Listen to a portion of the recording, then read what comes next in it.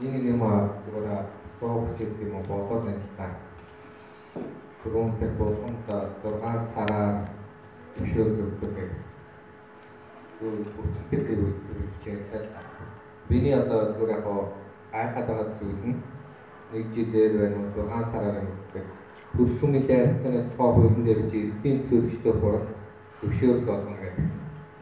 Тэд юуг зөвшөөрөх амбал.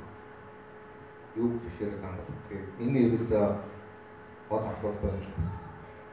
Одоо чинь зөвшөөрөл өгч байгаа хүмүүс маань өөрсдөө бүдний шашинчгүй, христийн шашинчгүй, талын шашинчгүй, шашин байхаа боловсруулахгүй хүмүүс байдаг шүү дээ.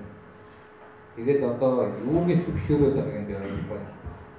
Тэгээд яагаад хуулийн дээр их зөвшөөрнө гэж одоо энэ заалт байдаг юм бол энийг яг одоо үндсэн хууль болон бусад хуультай ер нь таны бодлоор одоо нийцэж чинь гэж үздэг юм уу, нийцэхгүй гэж үздэг юм уу? Энийг нэг хэлж өгөөч.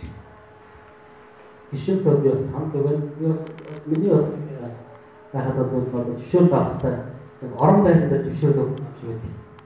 Тэгээд газар одоо ч яг энэ газар цуглах юм бол эндэн дээр зөвшөөрөл өгöd байгаа ч бас тийм ойлгомжтой. Тэгээд ямар ч гэсэн яг үндсэн бас миний хэлхлээр ч бас гол санаа нь юу байгаа гэвэл гол хуулиудаа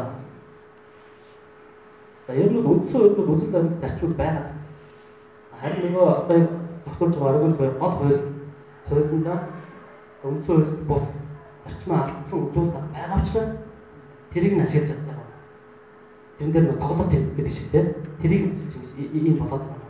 Жишээлбэл яг өмнөдөө ихэд 1937 оны хэлбэлүүлэлт гэдэг санаа. Тэр бол үнэхээр одоо юу гэдэг нь миний тусгаар байх эсрэгээр хэтэрхий тусгаар байна. Нөгөө хэд нь одоо юу гэдэг нь номд хэд ламдрын явж байгаа ингээд тэр нэг болоод ингэсэн юм байна. Үүний бас зүгээр миний харж байгаа жишээ тухайн үндсэн хууль засаг зэрэг иргэдээ ажил хуваацсан байхгүй. Пиад гэдэг нь одоо юу гэдэг нь ангич гэдэг ингээд хуваацсан. Тэгээд тийм зүйл зах одоо байж байгаа нь магадгүй ирээдүйд яг тийм их бол тавхурд. Яг үүнтэй адилхан сүмэд харьцах хууль гэсэн тодорхой биш учраас хүн болгон тэрэн дээр яг өөрсдөө үзмжээр хандаад байна. Одоо жишээлбэл одоо бид үгүй ингэж болт хэлэх бас гол очиж шалтгаан бид нар бас тодорхой хэмжээгээр байр суурь дуу хоолой гэх юм бид зохион байгуулалт болгох юм. Жишээлбэл 2000 одоо бидний одоо энэ төр сүмтэй харьцах хууль маань ажлаас гараад шинээр чиглэж байгаа гэж байгаа тийм ээ. Гэтэл одоо хүртэл ямар ч сурч юм байхгүй. Тэгээд ямар ч санал авсан зүйл байхгүй ч юм тийм. Тэгээд ямар ч зүйл орцоо байхгүй. Тэгэхээр бол бид нэр өгөөнийг маш зохион байгуулалттай, маш тодорхойгоор нээлттэйгээр хэлцүүлдэг ийм үйлс маань алцтай болов. Тэгээд алхмаар эдрийг бид нэр яг байгуулалт мэдүүлж явсан. Тэгвэл бус тусдаа болохоор зөв хэлж байгаа. Одоо нэг аргыг нэг хичнээн байгуулалт гэж юм тийм ээ. Энэ одоо тийм байна. Өөр одоо юу нэг яг асуулт тавихгүйс илүү бидээс таахгүй санаа болсон. Илэрхийлэх боломжтой. Үндсэн хууль дээр болохоор шашин шүтгийг бол болж байна. Гэхдээ энэ нөгөө Монголын шинжтэй зүйл маань эргээгээд шашны институц нь яг бий болно гэхээр бусад хуулиудаар зохицуулагдаж байгаа.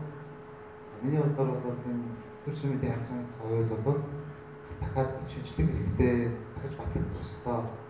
Тийм бодлоо. Яагаад тэгэхээр үндсэн хуулиар болохоор тунхагласан хэрнээ тунхагласан зүйл нь амьдрал дээр хэрэгжих гэхээр шашны институцийг ингээ хөгжих болцоо болоод бариад байсан тийм. Ялангуяа сая ингээд ярьж байгаа бүртгэлтэй холбоотой. Бүртгэлтэй зүгийн нэг яриад байдаг зүйл бол нөгөө хугацаа сонгох асуудал байна. 1 жилийн хугацаагаар 2 жилийн хугацаагаар байдаг тийм. Гэтэл төр сүмийн харьцааны тухай хуулийн дээр хугацаа сонгохын асуудал ерөөсөй байхгүй. Зохицуулахгүй байна тийм. Тэгээд эдийн хурлынхаа өөрсдөө ингээд бодож авсан юм уу яасан юм аа. Намс ингээд жил болгоно сунгаа яваад байдаг тийм. Тэгээд энэ дээр бас нэг анхааруултай юм дээр үгээр эдийн хурал дээр ирэх байгаа юм уу эсвэл тэргүүлэгч байгаа юм уу гэсэн. Яг Улаанбаатар бол их хвчлэн дандаа тэргүүлэгчдээр нь ороод явчихдаг шүү дээ. Тэгэхээр хууль харахаар эдийн хурал ирэх байгаа гэдэг тийм. Энэний ялгаа зааг нь бас хаана яваад байна тийм. ямар журмаар зохицуулалтаар байна. Тэгэхээр миний хэлж байгаа гол санаа бол үндсэн хөлбөөнүүд маш сайн эрхийг хүлээж өгсөн. Гэтэл яг энэ институц нь өөрөө хөгжиж ирэхээр бүрдгэл болон энэ бичиг баримт болон бодлогын бичиг баримт тусгагдсан зүйлсүүд байна. Түрүүн хэлсэд 2010 оны үед тийм үндэсний аюулгүй байдлын төслөөр хэлсэн байна. Энэ дээр бол баг буддын шашны шашны байгууллага бол хүмүүсийн ажил хийхэд бүр төрөөс тусаж дэмжин энд нь бүр чиглүүлнэ гэж заавал хэлсэн байгаа байна. Тэгэхээр нөгөө түрүүний ярьж байгаа нэг тусдаа сахангад байна тийм. Тусдаа энэ зарчим тусгаар зарчим байх болчихж байгаа. Гүн бүр араас нь бүр чиглүүлээд энийг хийгээрэй гэсэн маягтай ийм бодлогын баримтч байгаа гэдэг. Тэгэнгүүтээ энэ бодлогын баримтчгээс үндэслээд нийслэлийн болон аймгийн бүх иргэдийн төлөвчтэй холбогдол яг дээрээсээ даамуур авчихсан юм шиг энэ баримтчдэр үндэслээд дандаа нэг бүртгэл болон сонголтын асуудлаараа ингээд бариад хөгжих болцоо гэсэн үг байна. Гэрээний зүйл нь би бас таны хэлсэн бүртгэлийн асуудлыг бас сандаа хэлчихье. Ерөнхийдөө бол бүртгэл дээр бол тухайн аймгийн иргэдийн хурлын төлөөлөгч, иргэдийн хуралч байна. Өөрсдөө шийдвэр гаргах гэсэн тийм нэг дээрээс нэг ойлголттой яваад байгаа шиг үү? Одоо нэг. Тэгэхээр Монгол бол ер нь унитар улс шүү дээ. Манай аймагуд бол одоо мууч улсууд биш, тийм ээ? Би даасан улсууд биш. Тэгэхээр үндсэндээ хуулийн шашны асуудал дээр бол Монгол улсын бүх аймаг, бүх нутаг дэсүүд ерөнхийдөө нэг л төрлийн шашны хууль үүсгэх систем байна. Тэгэхээр энэ бол байдлын яг хүнд байгаа гэдэг би ойлгож байна. Бүртгэлийн асуудал дээр. Гэхдээ яг цагаат болохоор эрдэнэ хурлын төлөөлөгчдийн хүмүүс нь өөрсдөө хаанаас мэдээлэл авах мэдгүй сууж байна. Одоо жишээлбэл танаа шашны талаар ямар ч мэдээлэл аваа. Танаа одоо жишээлбэл манай аймагт бол анхудаа орж ирлээ. Ерөөсөө бид нар жоохон судалгаа үзэхэд бол нэгэд ойлгохгүй байна. Тэгэхээр хүмүүс нь өөрсдөө тэмцээ мэдээлэл хүсэж байгаа. Яг нь төвийн байгууллагаас Улаанбаатар жишээлбэл тухайн шашны төлөөлөгч нэг төвийн төв шашны байгууллагын хүмүүс тэгж бас өөрийнхөө шашны талаар бүлгэлийн талаар туршлага явуулдаг боловч тэр нь бас хангалттай биш. Тэгэхээр миний ойлгож байгаа бол Монголд одоо шашны асуудлыг тангидж байгаа гэж хэлж болж байна уу? Ерөнхийлөгчийн дэргэд нэг шашны асуудал хариуцсан зүйл гэж байна. Тэр зүйлийн үр функцэд нь болж игэл одоо Монголд байгаа шашин орж ирсэн шашны бүртгэлтэй ялангуяа Улаанбаатар хотод төвийн хот суурин газар бүртгэлтэй хүмүүсийн талаар мэдээлэл бүрдүүлж бэлдэж аймгийнхаа одоо хэмжээнд тэрийг явуулдаг. Эцэс аймгийн хүмүүс бол өөрийнхөө нутагт эсэхтэй шийдвэл говь автад бол сошиалэр шин шашны бүлэг гараад ирнэ гэж баг байхгүй. Байж магадгүй. Гэхдээ ард иргэдийн дундаас гараад ирсэн шин шашин гараад ирнэ гэсэн тохиолдол байж магадгүй. Гэхдээ одоо 99% нь бол дандаа Улаанбаатар хотоос салбарч очдог. Шин шашныг яриад шүү дээ тийм. Нөгөө талаас бүдгийн шашин шалгаагүй. Одоо шил бүдгийн шашин дотор олон улстай байдаг. Тэр улсууд чинь бүгд Улаанбаатараас яваагүй. Тэрээс үүднэж яваад салбараа нэгээд тухайн одоо амьд байгууллагад суурь тогтоох гэж оролдож байгаа. Тэгэхээр дээрээс төрөөс өдөртөмж явуулдаг, материал бүрдүүлдэг, консультант өгдөг тийм ажлууд явагдах учраас магадгүй тийм туршлагаар давтах гэж байна. Өөрийн сан. Яг сарын санаанд нэрээд дутуу орчиндөө гэдэг зүйлийг бид нэр гол анхаарах хэрэгтэй зүйлийг би өөрийнхөө саналыг харуулсан. Энэ бол эвслүүдийн үйл ажиллагааны талаар. Тэр болгонд одоо нэг сүм үйл ажиллагаа нээлттэй байна.